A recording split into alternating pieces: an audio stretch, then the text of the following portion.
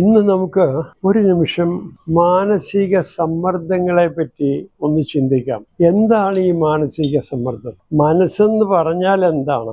മനസ്സ് എവിടെയാണ് ഇരിക്കുന്നത്? ഇതൊക്കെ വലിയ കീറാമുട്ടികളാണ്.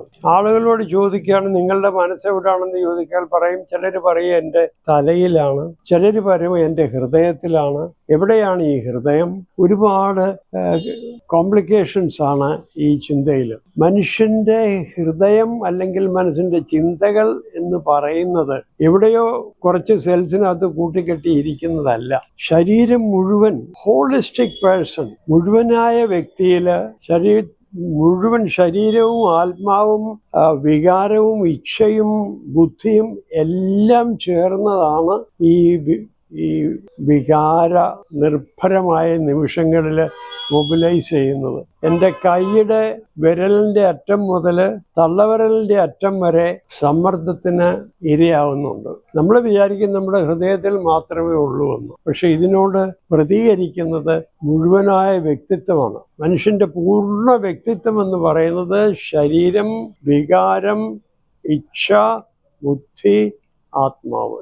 ഈ 5 കാര്യങ്ങൾ ഒരുമിച്ചാണ് പ്രതികരിക്കുന്നത്. അപ്പോൾ അങ്ങനെ ഒരു സാഹചര്യമാണ് പൂർണ്ണമായി നമ്മുടെ മുമ്പിൽ നമുക്ക് പ്രതികരിക്കേണ്ടി വരുന്നത്. അങ്ങനെ വരുമ്പോൾ സ്ട്രെസ് ശരീരത്തിലുള്ള എല്ലാ സെൽസിനെയും ബാധിക്കും.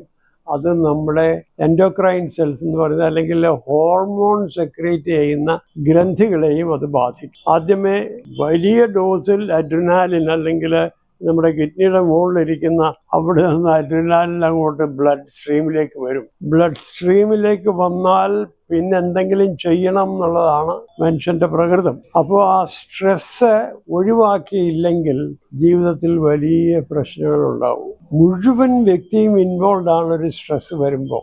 മനസ്സിലാ സ്ട്രെസ് വരുന്നതെന്ന് നമ്മൾ പറയാറുണ്ട്. പക്ഷെ മനസ്സ് മാത്രമല്ല ഇൻവോൾവ്. വികാരങ്ങളിൽ കൂടിയാണ് നമ്മുടെ ഉള്ളിലേക്ക് ഈ ചിന്തകൾ വരുന്നത് അല്ലെങ്കിൽ ഈ റെസ്പോൺസ് വരുന്നതെന്ന് വിചാരിച്ചോളൂ. പക്ഷെ എന്നാലും നമ്മൾ പ്രതികരിക്കുന്നത് നമ്മുടെ പൂർണ്ണ വ്യക്തിത്വത്തിൽ കൂടെയാണ്. ഈ പൂർണ്ണ വ്യക്തിത്വം ഒരു നാളും നമുക്ക് പൂർണ്ണമായ ശാന്തത തരണം എന്നുണ്ടെങ്കിൽ വീണ്ടും വീണ്ടും വീണ്ടും ഞാൻ തിരികെ പോവുകയാണ്, നമ്മുടെ ഹൃദയം സ്നേഹനിർഭരമായിരിക്കണം. പ്രതികരണം നമ്മളെ വേണ്ടാത്ത വഴിയിലേക്ക് കൊണ്ടുപോകും. സമ്മർദ്ദങ്ങൾ ഉണ്ടാകുന്നത് ഈ ഹോർമോണിന്റെ അതിപ്രസരങ്ങൾ കൊണ്ടാണ്. ഹോർമോണിന്റെ അതിപ്രസരം ഉണ്ടാകുമ്പോൾ ബ്രെയിനിലും അഡ്രിനാലിനും തൈറോയിഡിനും പാരാതൈറോയിഡിനും ഇൻസുലിനും എല്ലാത്തിലും പ്രശ്നം ഉണ്ടാകും. അത് ശരീരത്തിന് മുഴുവൻ ചൂടാക്കും എന്ന് പറഞ്ഞാൽ മൊബിലൈസ് ചെയ്യും.